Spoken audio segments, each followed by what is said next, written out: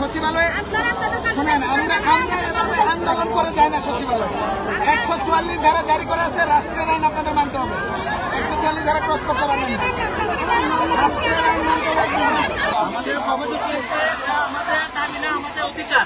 আমাদের অধিকার পাওয়ার জন্য 10 জন মতো চাকরি দিবেন, নতুন আমার জীবন নেবেন। আমাদের যে কার্যক্রম আমরা 11 দিন যাবত আমরা আন্দোলন করতেছি, শান্তিপূর্ণ আন্দোলন করতেছি, সরকারের সম্মান করে আমরা আন্দোলন করতেছি। আমাদের পিঠ যারা ঠিক আছে, আমরা যোগদান নিয়ে ভিড়ব। আমরা আশ্বাস শুনতে আমরা একেবারে বিপর্যস্ত হয়ে গেছি। আমরা আশ্বাস চাই না, আমরা চাকরি চাই। আমরা আশ্বাস যে জায়গায় যাই আশ্বাস দেয়, কিন্তু আমরা চাকরি দেয় না।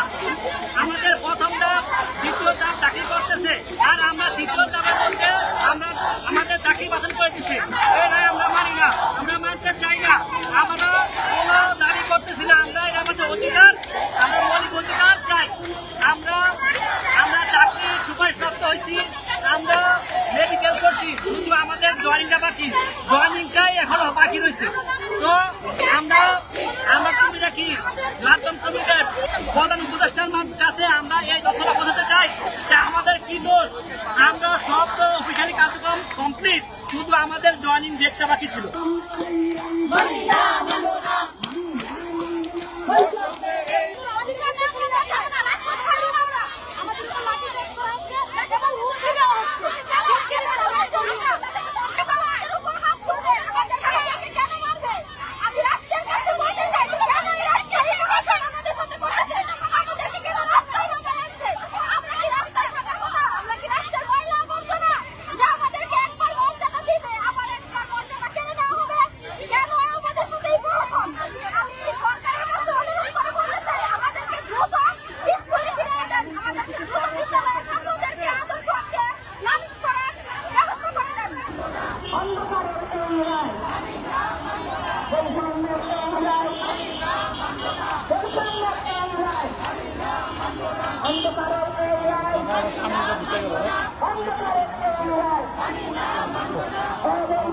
সামনে